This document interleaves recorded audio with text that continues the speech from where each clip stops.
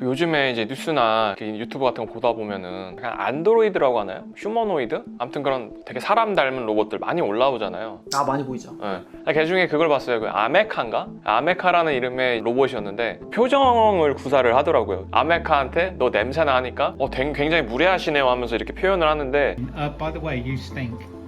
Excuse me? What do you mean by that? That is highly offensive and inappropriate.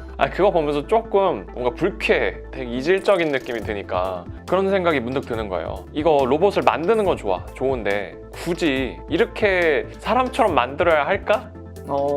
굳이 그럴 필요가 있을까? 물론 우리가 그런 걸 다루는 영화들이 있잖아요. SF 영화들 같은 거 보면은 되게 사람과 똑같은 모습의 로봇이 진짜 나와갖고 사람과 함께 살아가는 그런 걸 다루는 SF 장르들이나 게임들이 있어요. 그런 거 볼 때면 가끔씩은 그래도 뭔가 언젠가 저런 날이 오면 신기하겠다라는 생각은 드는데 그런 로봇들이 왔을 때의 어떤 이로움이나 신기함보다 우려나 좀 걱정되는 부분들이 훨씬 많을 것 같은 거야. 굳이 이렇게 만들어야 될까? 이런 생각들이 좀 들더라고요. 그래서 오늘 이 시간에는 약간 휴머노이드 이런 로봇들에 대해서 좀 이야기를 나눠보면 어떨까. 우선은 우리가 이 이야기를 하기 전에 방금 제가 이제 휴머노이드, 안드로이드 막 이렇게 얘기를 했잖아요. 이 용어를 좀 정리하고 갈 필요가 있어요. 다른 거예요? 이게 좀 다르더라고. 엄밀히 따지면 아까 같은 아메칸처럼 정말 이제 사람의 얼굴을 갖다 붙이고 사람의 어떤 이런 피부 스킨 같은 거를 갖다 붙여서 진짜 인간과 싱크로율을 되게 비슷하게 만드는 거를 안드로이드라고 해요. 휴머노이드는 약간 좀 더 포괄적인 범위야. 인간의 신체의 어떤 구조를 따라는 하는데 그래서 팔다리 있는 거죠. 이렇게 칙칙칙 하면서 걸어 다녀. 근데 얘네는 멀리서 보나 가까이서 보나 누가 봐도 깡통, 로봇같이 생겼어. 그럼 이런 애들을 휴머노이드라고 하더라고요. 그러니까 조금 더 포괄적인 범위라고 생각을 하면 될 것 같아요. 그러면 우리가 안드로이드에 앞서서 일단 먼저 휴머노이드, 애초에 사람의 인체의 형태에 되게 비슷한 로봇을 만들 필요가 있을까? 이거에 대해서도 한번 질문을 해보자면 이거에 대해서 유명한 건축가인 루이 설리번이라는 사람이 이제 그런 얘기를 했더라고요. 형태는 기능을 따른다. 그 말이 뭐냐면 지금 우리가 인간으로서 살아가는 모든 가구나 어떤 도구들이 다 인간의 형태에 맞게 제작이 된 거잖아요. 그러다 보니까 인간의 형태에 맞게 로봇을 제작하는 거, 즉 휴머노이드를 만드는 것이 아무래도 훨씬 더 효율적일 수 있다. 그치. 왜냐면 우리가 뭘 잡더라도 손잡이라든지 이런 것도 결국 다 이 손 모양에 맞춰서 만드는 거니까. 그러네. 로봇이 결국 그런 것들을 모방해서 만들어진다고 하면 아무래도 훨씬 더 좀 용이하겠죠. 효율성이 올라가겠죠. 그리고 이 휴머노이드를 만들어야 된다라는 그런 의견이 나오게 된 결정적인 사건이 하나 있었어요. 우리 2011년에 그 후쿠시마 원전 폭발 사건이 있었잖아요. 그때 이제 많은 전문가들이 처음에 우리가 1차 폭발이 있었거든요. 빵 터진 거야. 1차 폭발 직후에 그 안에 있는 냉각수 밸브 같은 것들을 누군가가 들어가서 잠궜다면 2차 폭발을 예방할 수 있었을 것이다 라는 그런 전문가들의 의견이 있더라고요. 근데 문제는 그걸 누가 들어가서 잠그냐고. 그쵸. 그걸 방사성 다 이렇게 난리 났을 텐데 거기 누가 들어가요? 들어가면 죽는 거거든. 그러니까 이제 그 역할을 인간이 할 수가 없다 보니까 그런 거를 인간의 형태를 하고 있는 로봇이 막 이제 사다리 타고 올라가고 그런 어디 통로 들어가고 해서 밸브를 잠궈줬으면 2차 사고를 예방할 수 있다.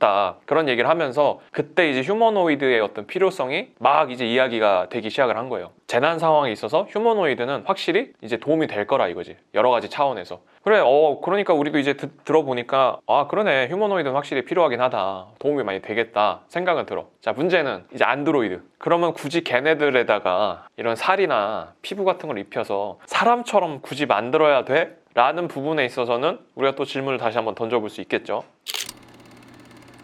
안드로이드 꼭 필요한 것인가? 사실 이 질문을 과거에 영국 BBC라는 방송국에서도 한번 다룬 적이 있더라고요. 그래서 이 사람들 의견이 갈려요. 일각에서는 찬성을 해. 안드로이드 필요하다. 또 일각에서는 굳이? 그럴 필요 없어 라고 얘기하는 부분들도 있는 거죠. 그 찬성하는 사람들의 의견은 뭐냐? 아무래도 사람같이 생겼고 사람처럼 이런 표정을 표현하거나 어떤 자신의 의견을 이렇게 표정이나 여러 가지 형태로 표출을 할 수 있게 되면 우리와의 이런 상호작용이나 소통 면에 있어서 굉장히 효율적일 수 있다라고 주장을 해요. 근데 사실 굳이 그것 때문에 안드로이드가 꼭 필요해? 라는 것에 있어서는 확실히 설득력이 좀 많이 떨어지는 부분들은 있는 것 같아요.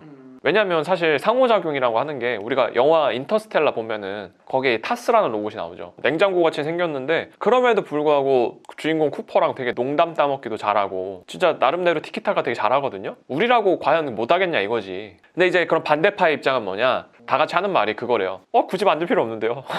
왜냐면 효율적인 면에서나 이런 어쨌든 일을 처리하는 데 있어서는 사람이 스킨을 입히거나 표정을 입히거나 하는 것들이 필요하진 않기 때문에 그래요. 오히려 인간과 같은 형태로 되게 비슷한 형태로 만들어졌다고 했을 때 초래할 수 있는 그런 사회적인 윤리적인 사회 문제들이 너무나 많다 이거예요. 맞아, 영화 같은 데서도 보면은 꼭 그런 어떤 인간하고 외형이 똑같은 로봇들이 나오면은 뭔가 꼭 사건이 하나씩 좀 발생했던 것 같아요. 네, 애초에 만약에 우리가 그 로봇이랑 사람을 구분을 못 한다고 생각해봐요. 우리가 무슨 일이 벌어질지 어떻게 알아? 걔들이 무슨 짓을 할지 어떻게 알고. 지금 뭐 딥페이크만 해도 구별도 못 하는데 오프라인까지 만약에 똑같다? 와, 그러면은 진짜 좀 무서울 것 같아.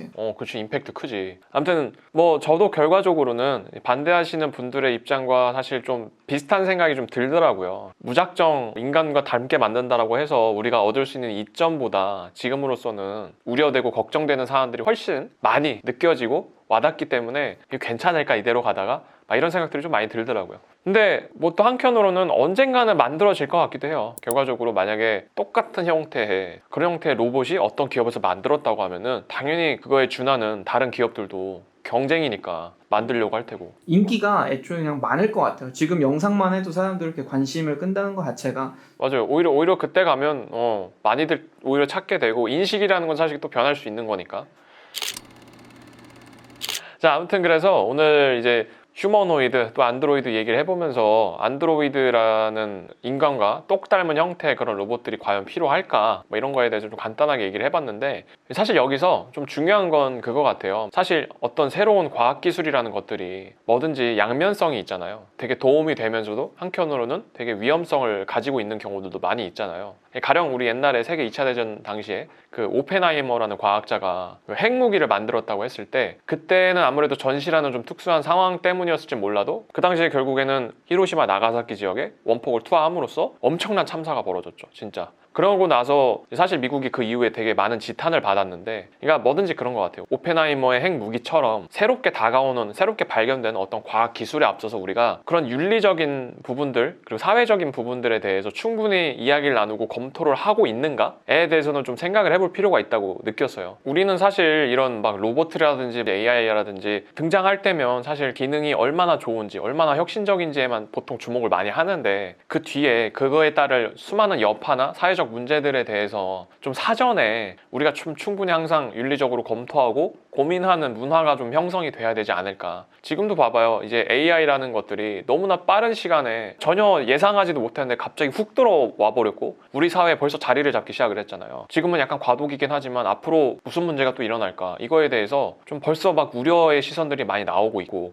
그런 것처럼 우리가 정말 그런 강력한 기술들을 만드는 데 있어서는 항상 그런 기술의 발전 속도와 같이 윤리적인 검토, 그런 사회적인 검토 이런 것들도 같이 따라갈 수 있는 어떤 문화나 그런 토론의 장 같은 것들이 좀 많이 만들어져야 되지 않을까, 그런 생각이 들더라고요. 그런 거에 대해서 좀 항상 비판적인 시각으로 다양한 관점에서 좀 생각을 해보다 보면은 우리가 속 읽고 외양간 고치는 것보다는 모든 기술들을 우리가 이롭게 사용할 수 있는 방향으로 만들면 훨씬 좋지 않을까, 그런 생각이 좀 들더라고요.